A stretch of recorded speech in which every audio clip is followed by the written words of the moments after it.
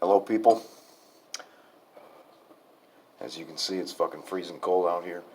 It is fucking shitty weather. Uh, it's fucking hailing and sleeting and snowing and raining, and it's like hovering right around 32 degrees.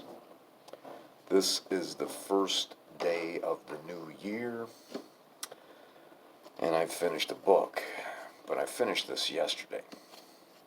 It's called The Kindness of Strangers. And as always, there's a subtitle, and this one is The Abandonment of Children in Western Europe from Late Antiquity to the Renaissance. This book came out of my shit pile, which it's always great to get one out of the shit pile. I'm down to like 15 or so in there. I thought I was going to finish another one. I did start another one from the shit pile, but it's just fucking excruciating. I don't think I'm going to finish it. I have absolutely nothing to read, so I'm probably going to go to the bookstore tomorrow, even though I really don't have that much money to spend on books. Although I find money for fucking cigarettes. Anyways, this wasn't too bad after I got going on it. Kind of the odd thing about this book is there is a shit ton of notes down at the bottom of the page. I mean, a shit ton. A lot of pages are more notes than actual page, and I've read some of the notes, but I found that the notes were kind of confusing, and as always, the notes down at the bottom of the page are like fucking microscopic, so I ended up not reading them, and I think that kind of helped me finish it very quickly. I was on page 70 or so when I stopped reading this, I don't know, 2-3 years ago. I'm going to get right into the notes because I have a little bit of notes for this. 434 pages.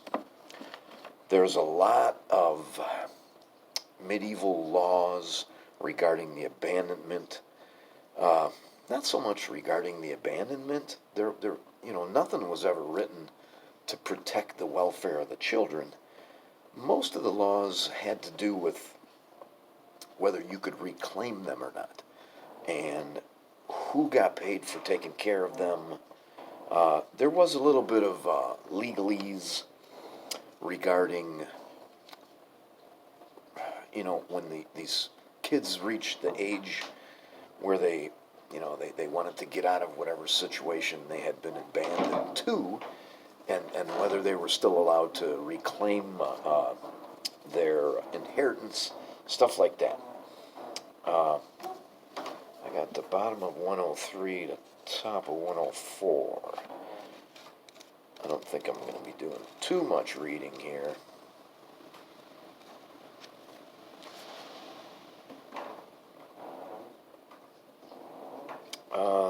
The tendency of poorer classes and nations to have higher birth rates than their wealthier counterparts often reflects deliberate choice as much as lack of alternatives. And it may well be that the Roman lower classes, like the urban poor of India and the United States, considered children an asset, no matter how difficult it was to provide for them. And I just thought that was kind of notable in that the author lumps the United States in with India. Something that you wouldn't quite. I wouldn't quite make that assumption.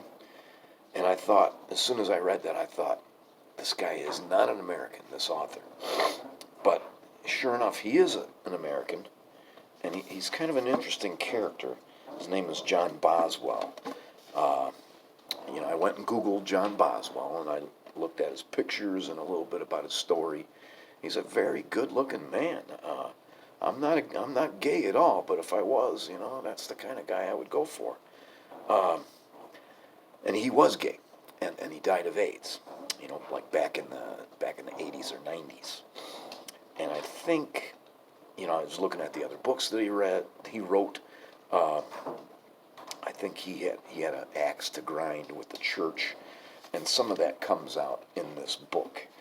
And not that I don't think the church deserves to get ragged on, but when it's personal like that, I don't know. It makes it a little bit different. Uh, he went into Roman laws. He went into Greek laws. He went into things that are in the Bible about this. He went into things that are in the Talmud about this. He went into Germanic laws. He went into Visigothic laws. All kinds of stuff. This was, it was kind of dry. And one of the things that I discovered is, I love to read little stories that illustrate points. Some of those were buried in those microscopic notes. The Christian writers from antiquity mostly were concerned, they were not in favor of abandoning children, but they never said anything about how this was cruel to the child. One of the things that they kept on hammering over and over was, if you abandoned some children, then you were liable to go to a brothel later on in your life and have sex with one of your children. That's no shit. That's what they kept writing about. Page 225.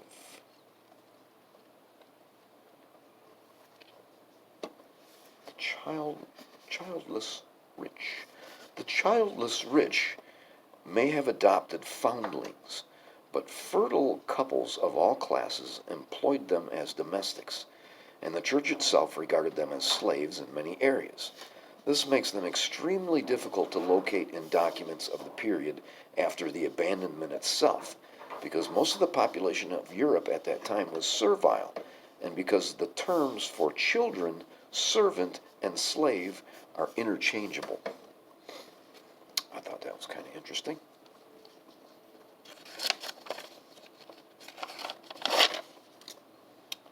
I talked about the author already. And then there's this term called oblation, and I was new to that. So oblation means that you take your children to a church and you just dump them there, and then they are wards of the church, and many of these people lived lived the church life for the rest of their life. There's laws that were formulated about whether people can get to be age 17 and say, hey, I don't really like this. I'd like to go and start my life. Some people allowed them to. Some people didn't. Sometimes you were just fucking stuck there.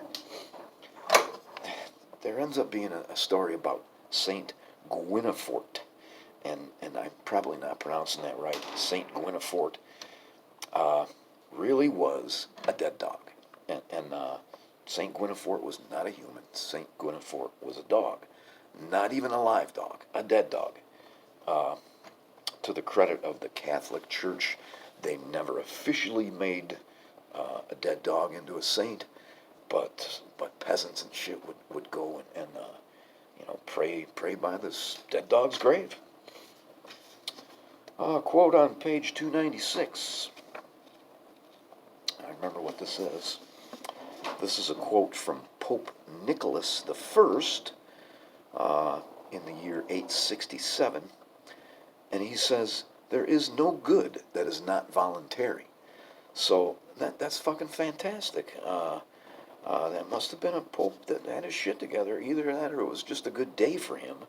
And it immediately made me think of the movie Clockwork Orange, because in Clockwork Orange, if you recall, when they're demonstrating the effects of the drug, of the Ludovico treatment on Alex.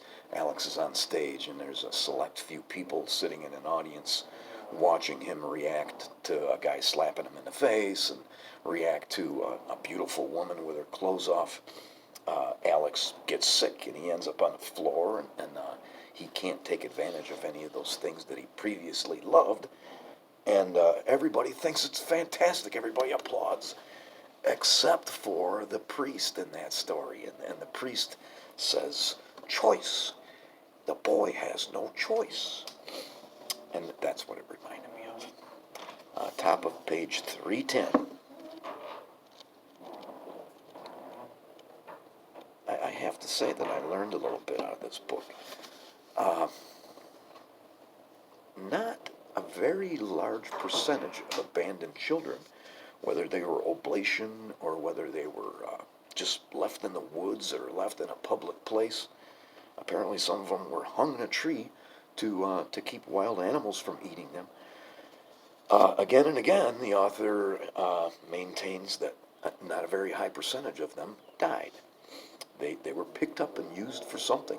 They were picked up and used for like a slave around the house. They were put into prostitution. They were taken by the church. Top of page 310.